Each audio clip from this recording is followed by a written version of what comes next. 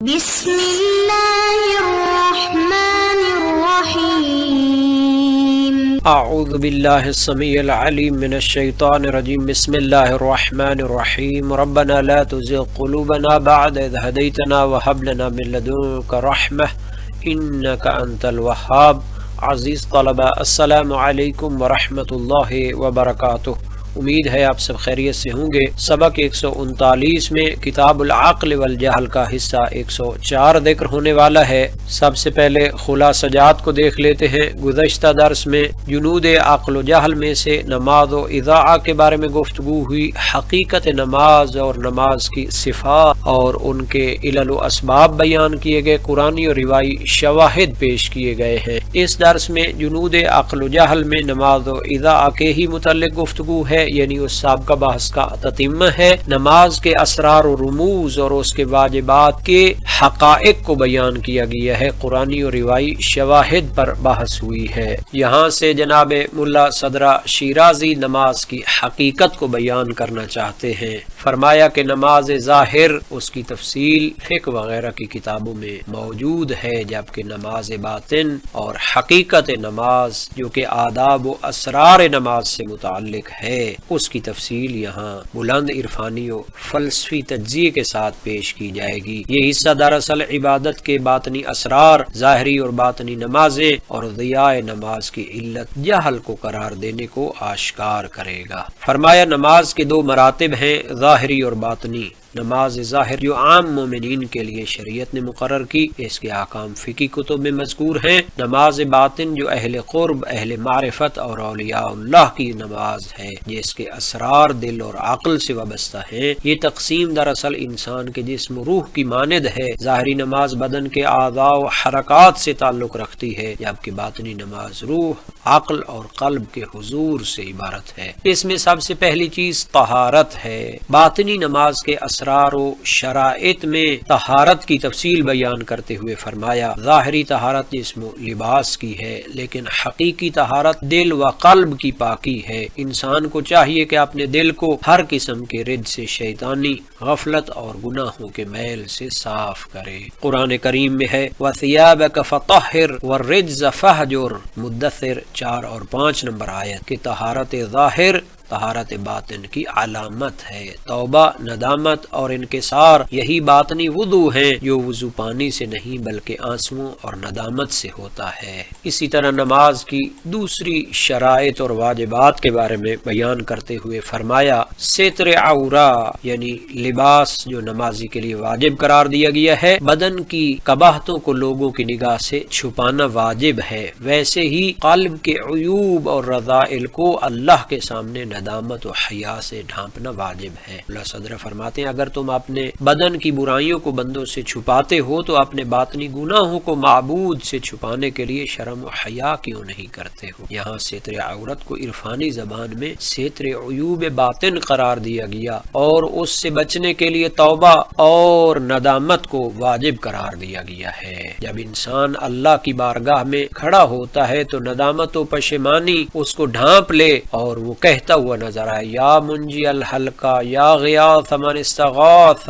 خدایا تو مشکل کشا ہے، تو نجات دہندہ ہے، میں گناہوں میں گرا ہوا ہوں، مجھے ان سے نجات دے، میرے گناہوں کو بخش دے۔ اسی طرح استقبال قبلہ ظاہری طور پر خانہ کعبہ کی طرف رخ کرنے کا نام ہے، لیکن حقیقت میں دل کا رخ اللہ کی طرف ہونا چاہیے۔ جیسے چہرہ قبلہ کے علاوہ تمام سمتوں سے موڑنا لازم ہے، ویسے ہی دل کو ما سوی اللہ سے خالی کرنا حقیقی استقبال ہے۔ ملا صدرہ یہاں تشبیہ دیتے ہیں جیسے ذہن ریاضی کی شکلوں پر توجہ دے کر معانی کو سمجھتا ہے، اسی طرح جسمانی قبلہ روحانی قبلہ کے ادراک میں مدد دیتا ہے۔ اسی طرح نماز میں قیام واجب ہونے کے بارے میں فرماتے ہیں کہ جب انسان نماز کے لیے کھڑا ہوتا ہے تو اس کو قیامت کے دن اللہ کی بارگاہ میں حاضر ہونے کو یاد کرنا چاہیے، جہاں انسان کے ذرہ ذرہ کا حساب لیا جائے گا۔ قیام کا باطنی مطلب یاد قیامت ہے۔ بندہ ایسے کھڑا ہو جیسے روز محشر اپنے رب کے سامنے حساب کے لیے کھڑا ہوتا ہے۔ قیام میں خشوع، سکون اور ذلت کا احساس ہونا چاہیے۔ اگر بندہ مخلوق کے سامنے تو ادب سے کھڑا ہوتا ہے، مگر خدا کے سامنے غافل رہے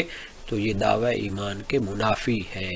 تو انسان کو نماز کی حالت میں قیام کے وقت عاجز و مسکین بندے کی طرح حیا و انکسار کے ساتھ خشوع و خضوع کے ساتھ کھڑا ہونا چاہیے۔ جناب ملا صدرہ شیرازی نے تکبیر کے متعلق بیان فرمایا کہ جب انسان زبان سے تکبیر کو ادا کرتا ہے تو اس کا باطن اور اس کا دل اس کی تکذیب نہ کر رہا ہو۔ کہیں ایسا نہ ہو کہ زبان سے تو اللہ اکبر کی صدا آ رہی ہو لیکن دل خواہشات کا اسیر بن چکا ہو۔ اگر اس کی خواہشات امر الہی پر غالب ہیں تو وہ کیسے کہہ رہا ہے کہ میں اللہ کی ذات کو اکبر اور بڑا سمجھتا ہوں۔ اگر اس طرح ہو کہ انسان کی زبان پہ اللہ کی کبریائی کی تسبیح ہو اور دل اس کا خواہشات کا اسیر ہو تو کہیں ایسا نہ ہو جیسے اللہ تعالی نے منافقین کی نبی کی رسالت کی گواہی کو بھی جھوٹا قرار دیا ہے، چونکہ وہ اس گواہی کو دل سے ادا نہیں کرتے۔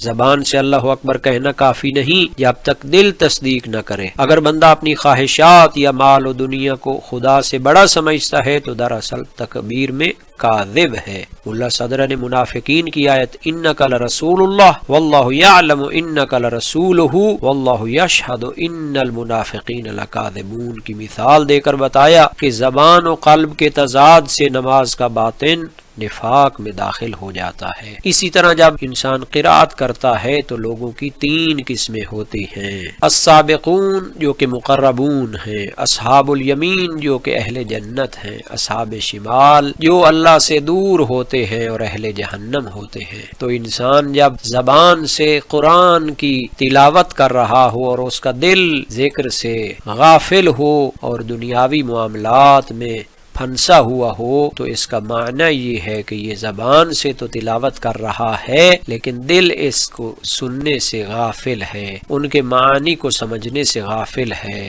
اگر انسان کا دل اور زبان ان آیات کے معنی کی طرف متوجہ ہوں تو اس کی مادح کی گئی ہے۔ ملا صدرہ نے قرات کو تین طبقات میں تقسیم کیا۔ لسان کو حرکت کرتی ہے مگر دل غافل ہے، یہ اہل شمال کی طرح ہے۔ لسان اور دل ہم آہنگ ہیں، یہ اصحاب الیمین ہیں۔ دل پہلے معنی کو سمجھتا ہے، زبان محض ترجمان بنتی ہے تو یہ سابقون المقربون ہیں۔ یہاں پر قراءت کے الفاظ اور اس کی آیات کے معنی کی طرف توجہ دلانا چاہتے ہیں۔ جب انسان کہتا ہے اعوذ باللہ من الشیطان الرجیم تو اسے وسوسہ اور خود پسندی سے نکلنا چاہیے اور باب رحمت میں داخل ہونا چاہیے، کیونکہ مغفرت اور رحمت کے ذریعے باب ملکوت کھلتے ہیں اور باب جبروت کے ذریعے انسان فضل و کرم میں داخل ہوتا ہے۔ اس طرح جب کہتا ہے بسم اللہ الرحمن الرحیم تو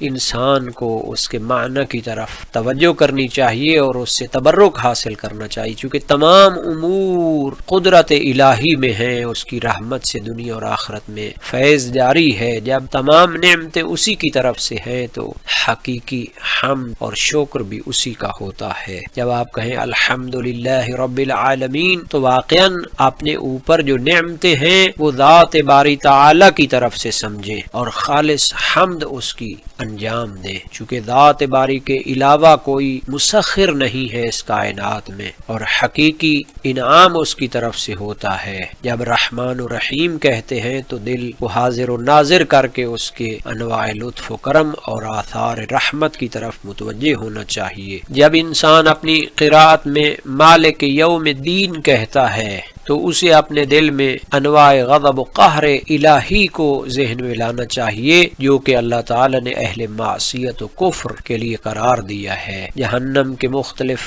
طبقات و وادیاں ذہن میں لائے تاکہ باب خوف اس کے لیے واہ ہو جائے اور وہ رجا و خوف کے درمیان قرار پائے اور اخلاص و توحید کے ساتھ یہ کہتا ہوا نظر آئے ایاک نعبد و ایاک نستعین۔ بندہ اپنی بندگی کا اقرار اور اپنی ناتوانی کا اظہار کرے، اس سے اخلاص کے ساتھ معرفت نفس پیدا ہوگی اور اپنے فقر اور امکان کو پہچان کر اپنے خالق و مالک کے کمال کو سمجھے گا۔ جب انسان اپنے امور کی تفویض کر دیتا ہے بسم اللہ تحمید اور عبودیت کے ساتھ، اور خدا کی بارگاہ سے اعانت کو طلب کرتا ہے، تو اسے سب سے اہم مطلب اور اپنی بڑی حاجت کو طلب کرنا چاہیے۔ وہ کیا ہے؟ اہدنا الصراط المستقیم۔ قرب الہی کی سب سے بڑی طلب ہدایت کی دعا ہے، اور یہ ہدایت اس کی عطا ہے۔ اہدنا الصراط المستقیم یعنی اللہ ہمیں اپنی رضوان اور اپنے قرب کی توفیق عطا فرمائے۔ اور یہ ہدایت اس طرح حاصل ہو سکتی ہے کہ اس کے نبیوں،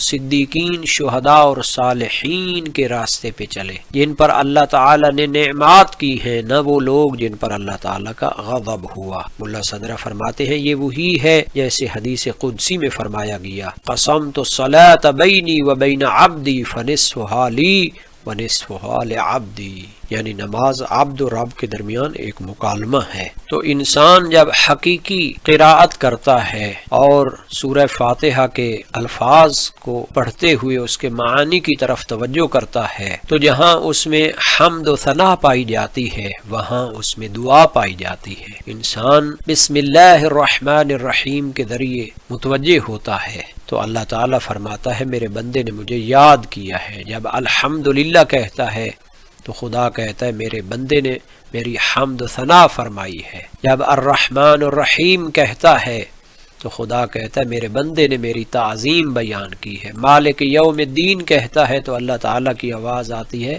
مجدنی عبدی، میرے بندے نے میری تمجید بیان کی ہے۔ ایک روایت میں ہے کہ گویا میرے بندے نے تمام امور کو میرے سپرد کر دیا ہے۔ جب کہتا ہے ایاک نعبد تو خدا فرماتا ہے یہ میرے اور میرے بندے کے درمیان میں ہے۔ جب کہتا ہے اہدنا الصراط المستقیم تو اللہ تعالیٰ فرماتا ہے ھذا لعبدی ولعبدی ما سأل، یہ میرے بندے کے لیے ہے اور جو کچھ وہ سوال کرے گا میں اس کو عطا کروں گا۔ تو جب کہتا ہے بسم اللہ الرحمن الرحیم تو اللہ تعالی فرماتا ہے میرے بندے نے مجھے یاد کیا ہے، گویا کہ قرآن کریم کی آیت کی طرح ہے فاذکرونی اذکرکم، تم مجھے یاد کرو میں تمہیں یاد کروں گا۔ انا جلیس من ذکرنی فمن ذکرنی فی نفسہ ذکرتہ فی نفسی ومن ذکرنی فی ملأ ذکرتہ فی ملأ خیر منہ، کہ جو بندہ مجھے اپنے دل میں یاد کرتا ہے میں بھی اس کو یاد کرتا ہوں، اور جو مجھے محفل میں یاد کرتا ہے میں اس سے بہتر محفل میں اس کو یاد کرتا ہوں۔ اسی طرح انسان جب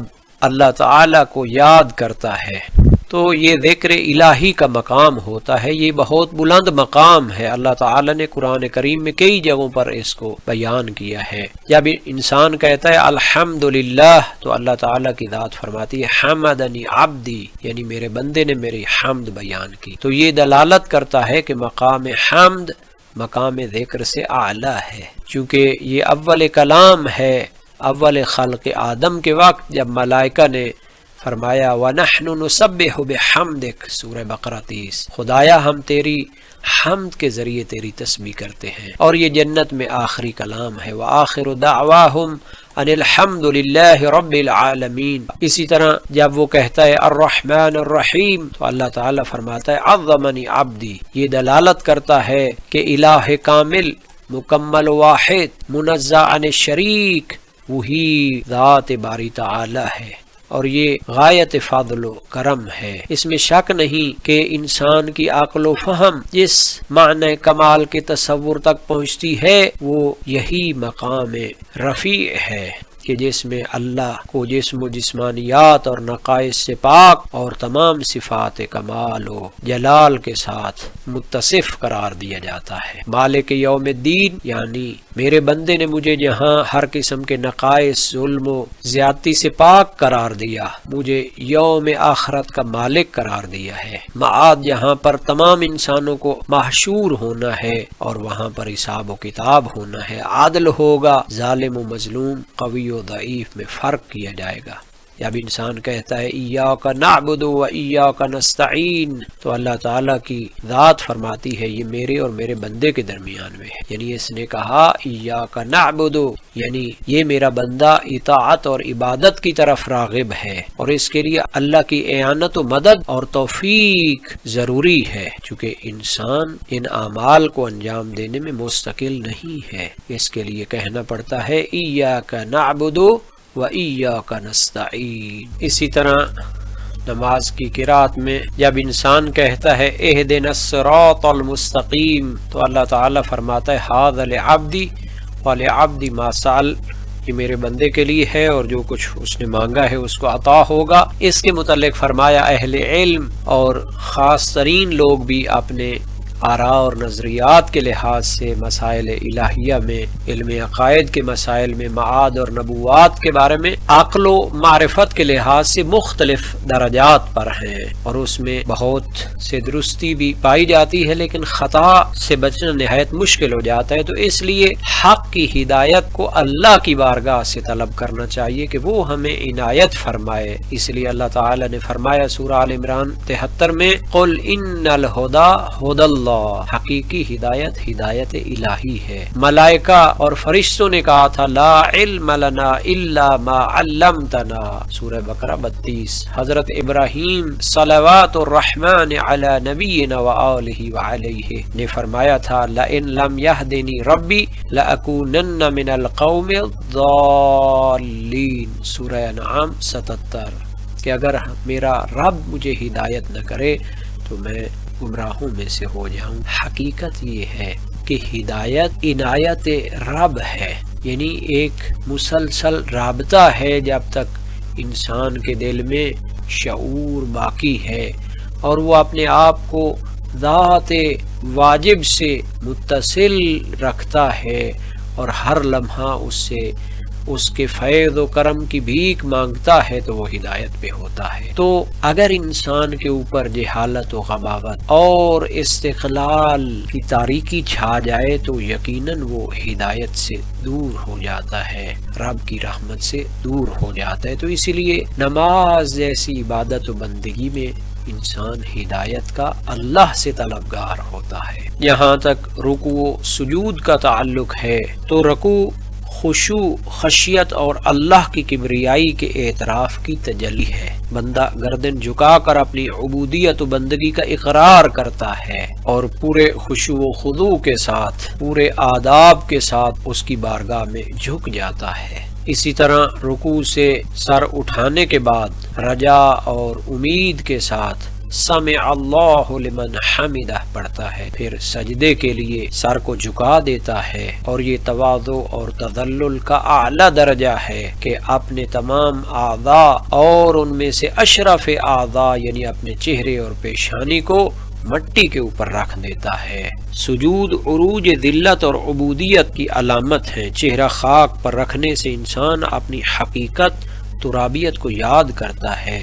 منہا خلقناکم وفیہا نعیدکم، یہ مقام فنا فی العبودیت ہے۔ جب انسان اپنا سر سجدے میں رکھ دے تو اس کو باور ہونی چاہیے، اس کے پورے وجود میں یہ معرفت ہونی چاہیے کہ میرا خالق و مالک اللہ تعالیٰ کی ذات ہے، میں نے اس کے حضور پیش ہونا ہے، اور پورے وجود سے کہے سبحان ربی الاعلی وبحمدہ، اور اس کو کئی مرتبہ تکرار کے ساتھ کہے اور اپنے پورے وجود میں اس کے اثرات کو محسوس کرے، تب جا کر وہ حقیقی سجدہ بارگاہ الہی میں انجام دینے والا شمار ہوگا۔ اسی طرح تشہد میں وہ اللہ کی وحدانیت کی گواہی دیتا ہے، رسول مکرم کی رسالت اور نبوت کی گواہی دیتا ہے، تو یہ وحدت الہی اور رسالت محمدی کا باطنی اقرار ہوتا ہے۔ اللہ تعالیٰ کی ذات کے ساتھ کوئی شریک نہیں مگر محمد مصطفیٰ صلی اللہ علیہ وآلہ وسلم کو اللہ نے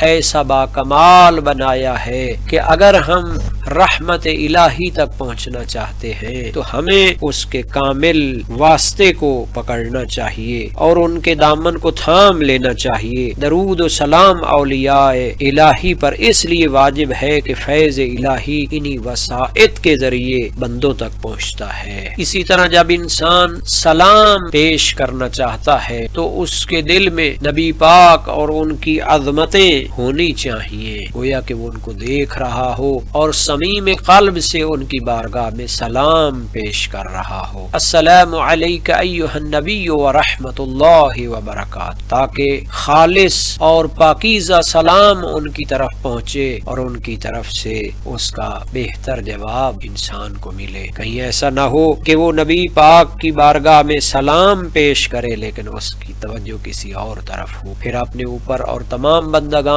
صالحین کے اوپر سلام بھیجے اور یہ یاد رکھے کہ یہ سلام اس کے لیے باعث برکت ہوگا، اور اسی طرح وہ ملائکہ حاضرین پر سلام بھیجے۔ السلام علیکم ورحمۃ اللہ وبرکاتہ، اور شکر الہی بجا لائے کہ اللہ نے اس کو اس کی بندگی کی توفیق عطا کی ہے، اور اپنے دل میں حیا و انکسار کو رکھے کہ اس میں اگر کوئی تقصیر ہوئی ہے تو اس کو بخش دیا جائے۔ کہیں ایسا نہ ہو کہ وہ نماز کے واجب کو ادا کرنے کے ساتھ بے توجہی کے ساتھ اس کو چھوڑ دے تو اس کی وہ نماز اس کے منہ پہ مار دی جائے گی۔ انسان کو رجا رکھنی چاہیے کہ اللہ تعالیٰ اپنے فضل و کرم سے اس کی نماز کو قبول کرے گا۔ جناب ملا صدرہ شیرازی نے نہایت تفصیل کے ساتھ اسرار و رموز نماز کو بیان کیا ہے، اور اہل اشارات اور اصحاب قلوب کی معرفت کی باتیں بیان کی ہیں، لیکن ان کا یقین وہی کریں گے جو حقیقی نماز کو ادا کرنا چاہتے ہیں۔ اس لیے بہت سے علماء نے اسرار صلاۃ، آداب نماز کے عنوان سے کتابیں لکھی ہے۔ شہید ثانی کی کتاب ہے، جناب امام خمینی علیہ رحمہ کی بھی کتاب ہے، اور بہت سے عرفاء کی کتابیں ہیں۔ نماز کے آداب اور نماز کی حدود کو جب انسان ادا کرے گا تو وہ نماز ادا ہوگی اور عقل تام کی نشانی ہوگی، لیکن اگر انسان جہالت اور نادانی کے ساتھ انسان نماز کو ترک کر دے یا اس کی شروط کو ادا نہ کرے تو اس کا معنی یہ ہے کہ وہ نماز کو ضائع کرنے والا شمار ہوگا۔ آیت میں ہے فخلف من بعدهم خلف اضاعوا الصلاة واتبعوا الشهوات، یعنی بعد میں ایسے لوگ آئے جنہوں نے نماز کو ضائع کر دیا اور اپنی لذتیں اور شہوات کے پیروکار بن گئے۔ عقل کامل انسان کو صلاۃ قائم کرنے پر مجبور کرتی ہے، اور جہل راسخ انسان کو نماز ضائع کرنے پر آمادہ کرتی ہے، کیونکہ نماز کا جوہر تذلل، خشوع، فنا اور معرفت ہے۔ جہل کا جوہر تکبر، غرور اور استعلاء ہے، پس بے قدر جہل انسان اپنی نماز کے آداب و اسرار سے غافل رہتا ہے، یہی اضاعت الصلاۃ ہے۔ آخر میں اس درس کا خلاصہ دیکھ لیتے ہیں۔ جنود عقل و جہل میں سے نماز و اضاعہ کے متعلق گفتگو ہوئی، نماز کے واجبات کے اسرار و رموز بیان ہوئے، قرآنی و روایی شواہد پیش کیے گئے ہیں۔ اس درس کے متعلق تمرینی سوالات کو دیکھ لیتے ہیں اور اللہ تعالی سے دعا کرتے ہیں کہ ہمیں قرآن و سنت کو سمجھنے اور ان پر عمل کرنے کی توفیق عطا فرمائے۔